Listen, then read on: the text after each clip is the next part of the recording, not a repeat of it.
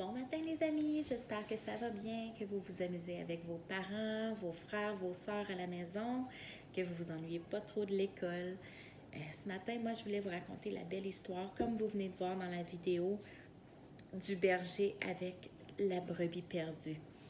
On voit que le berger compte toutes ses brebis, puis réalise qu'il en manque une. Puis dans le fond, il ne veut pas la laisser tout seul, il veut en prendre soin. Donc on voit le berger qui cherche et finalement il entend la brebis. Euh, donc il la retrouve, il la ramène à la maison, puis tout le monde est joyeux.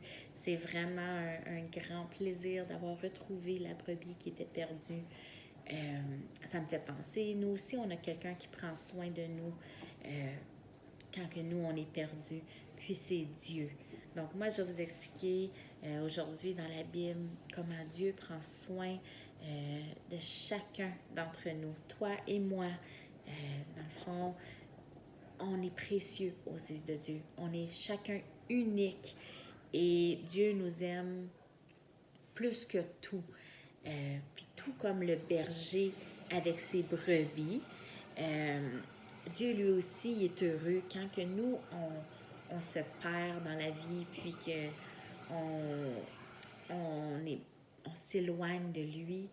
Euh, Dieu se réjouit et il fait une grande fête au ciel chaque fois que quelqu'un accepte Jésus comme son sauveur personnel.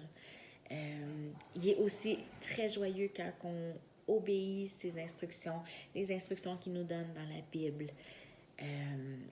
Puis, savez-vous que quand on fait des péchés, quand on fait des bêtises, euh, que dans le fond, on s'éloigne de Dieu, qu'on notre relation avec lui fait qu'elle se sépare parce qu'on fait de la peine à Dieu quand on n'écoute pas ou quand on fait des péchés. Est-ce que vous connaissez des idées ou des exemples de péchés, des choses qui peuvent faire de la peine à Dieu? Moi j'en connais quelques-uns. Je peux vous en dire, puis je suis sûre que vous allez savoir de quoi je parle.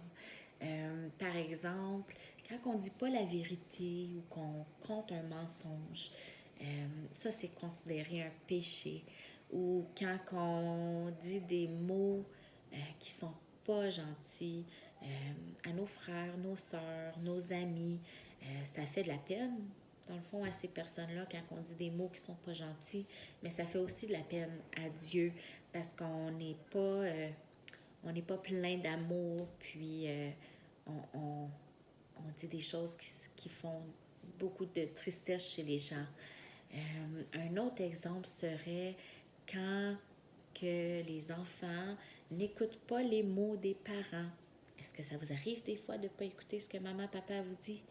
Moi, je sais que mes trois beaux garçons, des fois, quand on leur dit d'aller ranger leurs jouets, brosser leurs dents pour aller faire un dodo le soir, ils n'écoutent pas toujours. Ils ne veulent pas aller se coucher, donc ils finissent par désobéir et faire un péché parce qu'ils n'écoutent pas les parents.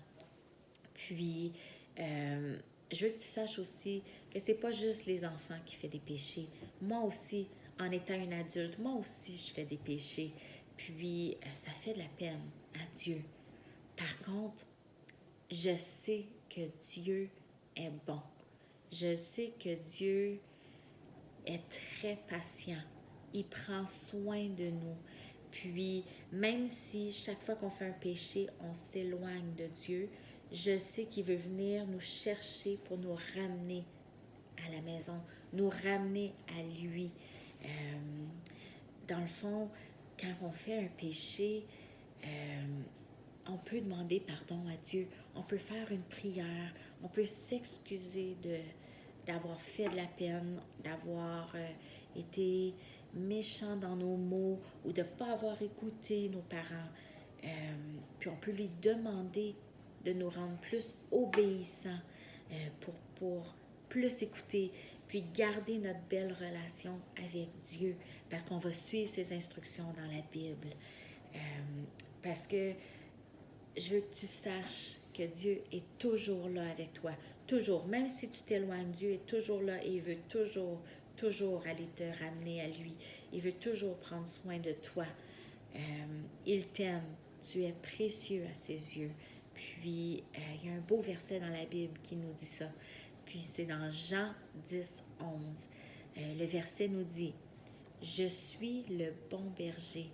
Le bon berger donne sa vie pour ses brebis. » J'aimerais que vous appreniez ce verset cette semaine avec vos parents. Vous pouvez le pratiquer, le réciter.